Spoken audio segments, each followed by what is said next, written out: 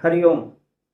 मैं आचार्य श्रीकांत शर्मा आप सभी का श्री एस्ट्रोलॉजी वर्ल्ड चैनल पे स्वागत करता हूँ। आज का हमारा जो विषय है ये जो है कुंडली कैसे देखें। आज हम बेसिक से शुरू करेंगे। आप लोगों को मैं बेसिक से बताना प्रारंभ करूंगा। इसको आप अभ्यास एक समझें। इस प्रकार से हम जैसे जैसे आगे बढ़ेंगे ये सीरीज बनाते रहेंगे। तो आज हम बेसिक से प्रारंभ करते हैं। कुंडली को कैसे देखें, आसान विधि से अपने कुंडली को कैसे अध्ययन करें। सबसे पहले कुंडली देखते समय हमें जो है लग्न को देखना चाहिए। तो कुंडली देखने के आज हम सिर्फ लग्न से कुंडली देखना बताएंगे।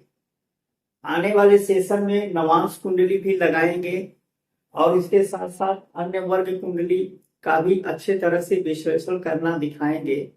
अब धीरे धीरे आप लोग अभ्यास करते रहेंगे तो बहुत अच्छी तरह से आपको नॉलेज बढ़ता जाएगा। देखिए, जब भी कुंडली का विश्लेषण करें सबसे पहले हम लग्न को देखते हैं। अब आज मान लेते हैं लग्न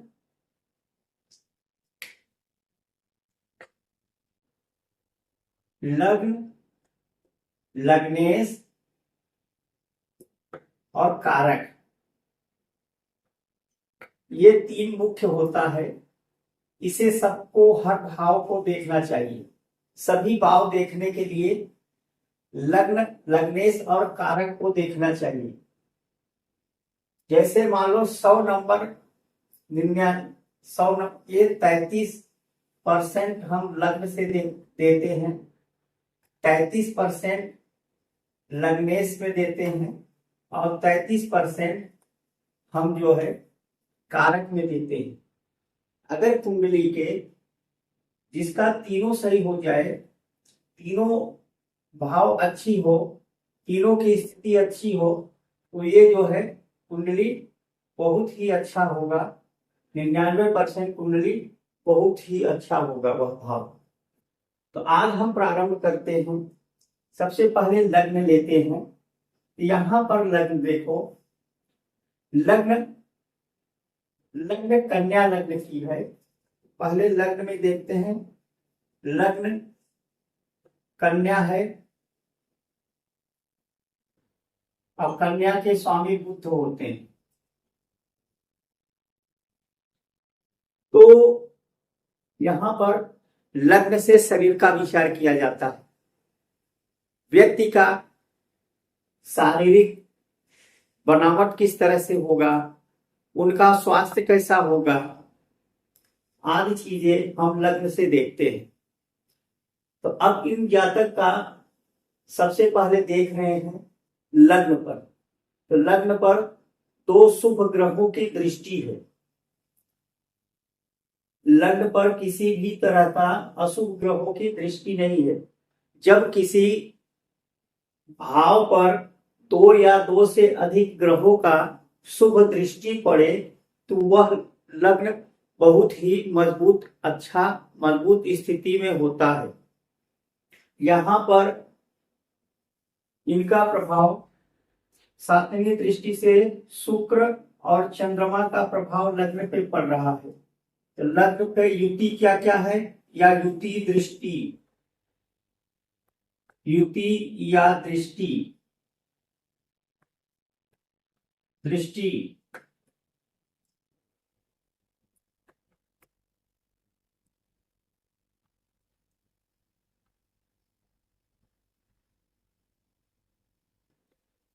या दृष्टि क्या है।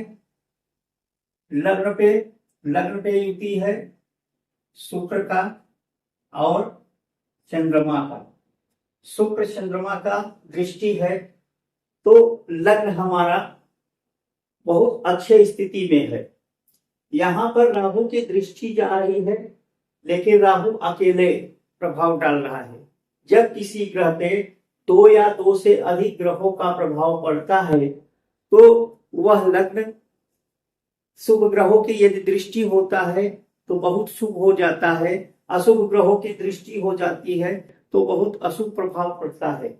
यहाँ पे शुक्र नैसर्गिक शुभ ग्रह है और चंद्रमा भी शुभ ग्रह है, तो यहाँ से ये प्रतीत होता है कि लग्न पर ग्रहों की दृष्टि अच्छी है, तो लग्न को हम 33% अच्छा मान लेते हैं।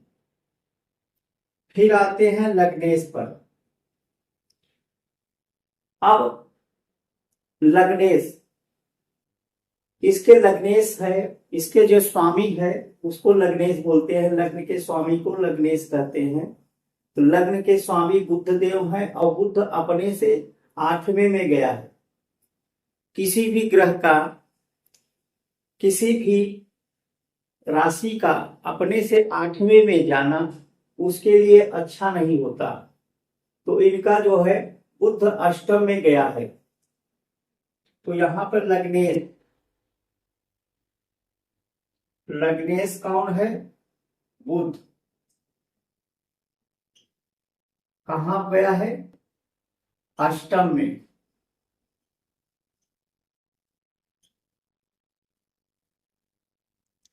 उसके बाद युति किससे है? युति दृष्टि क्या है?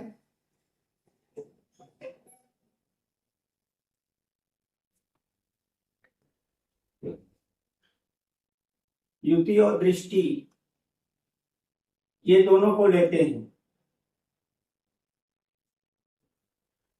युति यहां पर बुध, शनि और सूर्य का है। शनि भी अशुभ ग्रह है और सूर्य भी क्रूर ग्रह है, और साथ में मंगल की 1 2 3 4 मंगल की दृष्टि है, तो 3 अशुभ ग्रहों की दृष्टि बुध पर पड़ रहा है। मंगल की अशुभ ग्रहों की दृष्टि पड़ रही है और शनि और शुक्र के साथ बैठा है, तो बुध बहुत बुरी तरह से पीड़ित है। तो यहाँ पर क्या होगा? 33% की जगह पर क्या मिलेगा? 0। यहाँ पे 0%। फिर उसके बाद लेते हैं कारक। कारक क्या है?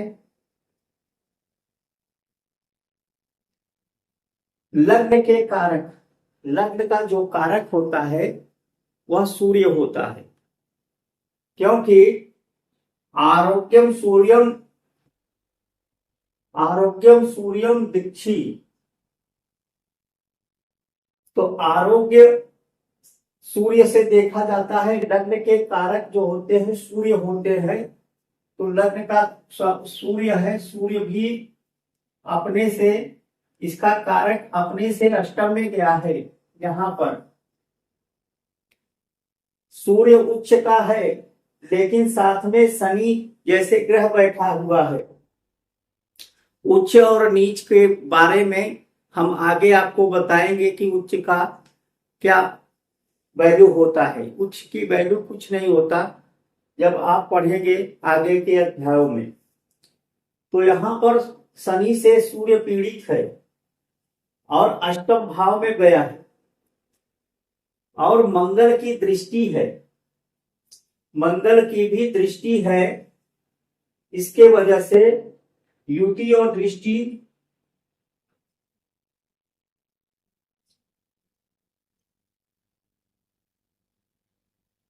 युति दृष्टि में यहां पर शनि और मंगल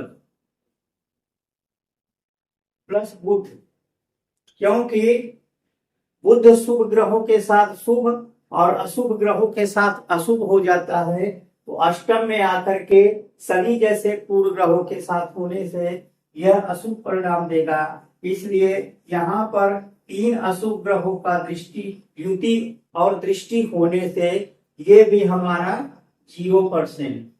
तो यहाँ पर हुआ, इनको मिला जो है कारक, तीनों को मिला करके 33%।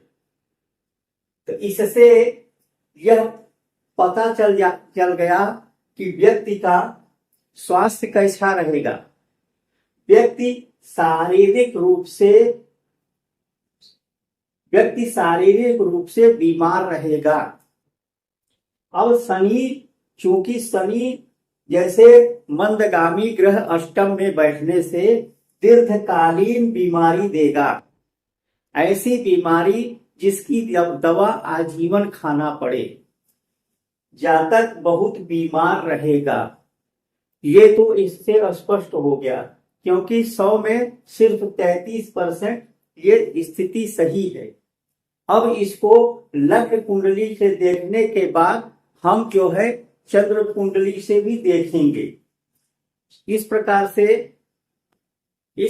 से लग्न कुंडली से व्यक्ति के शरीर को देखा जाता है, उसी प्रकार से चंद्र कुंडली से व्यक्ति के मन स्थिति को देखा जाता है। अब लग्न कुंडली से तो स्पष्ट हो गया कि जातक शारीरिक रूप से बीमार रहेगा, ठीक है, ये तो स्पष्ट हो गया। अब चंद्र देखते हैं, चंद्र कुंडली चंद्रमा से लेते हैं। चंद्रमा मन को बताता है, मन स्थिति को बताता है चंद्रमा। तो अब देखेंगे क्या जातक बिस्तर पर ही रहता है कि जातक जो है जीवित है, या बिस्तर पे रहता है, या वह कुछ कार्य भी करता है। इसको जानने के लिए हम चंद्र कुंडली से विचार करेंगे, तो इसका जो है रिजल्ट मुझे दिखेगा। तो चंद्र कुंडली से मन की स्थिति देखी जाती है। जिस प्रकार से लग्न कुंडली को देखा जाता है, ठीक उसी प्रकार से चंद्र कुंडली को देखा जाता है। चंद्र कुंडली कहाँ पे है? चंद्रमा जहाँ पे बैठा रहता है वहां से सारे भाव को देखना चाहिए और वहीं से उसकी दृष्टि आदि को देखना चाहिए, उसे चंद्र कुंडली कहते हैं। अब चंद्र कुंडली आपको बनाना है, यहाँ पर 12 से शुरू करेंगे और 1 2 3 4 ऐसे बनाते जाएंगे। ये चंद्रमा हो गया। अब चंद्रमा पर ये ग्रह है, इस चंद्रमा के राशि स्वामी कौन है? इसके राशि स्वामी गुरु है, और गुरु जो है, गुरु की स्थिति जो है मंगल के घर में बैठा है। गुरु जो है मंगल के घर में बैठा है। अब देखते हैं, इसका विचार करते हैं चंद्रमा के। अब इस पे देखते हैं चंद्रमा पे किन किन ग्रहों का प्रभाव है। तो पहले ले लेंगे चंद्रमा। चंद्र मतलब राशि, राशि पर किसका किसका प्रभाव है? राशि पर शुक्र बैठा है उच्च का होकर। फिर उसके बाद गुरु की दृष्टि है, 1 2 3 4 5 गुरु की दृष्टि है। तो इससे क्या है, और इस पे अन्य किसी ग्रहों का दृष्टि नहीं है, तो इससे स्पष्ट हो जाता है कि जातक का, और यहाँ पर 1 2 3 मंगल की दृष्टि नहीं है, तो राशि अच्छा है, तो होता है 33% कि मन की स्थिति बहुत अच्छी है। फिर अब देखेंगे इसके स्वामी, इनके स्वामी गुरु, गुरु को देखते हैं। गुरु की स्थिति मंगल के राशि में बैठे हैं, ठीक है। तो राशिस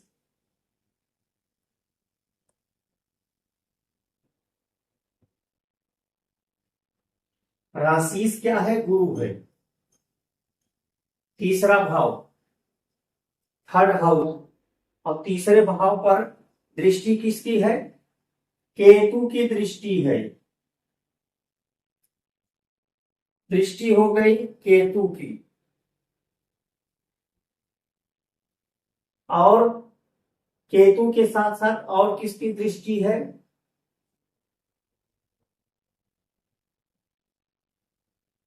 अन्य किसी की दृष्टि नहीं है, केतु अकेले ग्रह की दृष्टि है। और इसके जो स्वामी हैं, इसके जो स्वामी हैं, गुरु के जो डिस्पोजिटर हैं, मंगल उच्च का होके बैठा है। तो इससे ये प्रतीत होता है। और यहाँ मंगल जो है 8वें घर का स्वामी है, आयुष कारक। यहाँ पे आयुष कारक कौन सा है? मंगल है। मंगल आयुष कारक होकर के उच्च का बैठा है, तो ये जो है बहुत अच्छा है। आयुष कारक,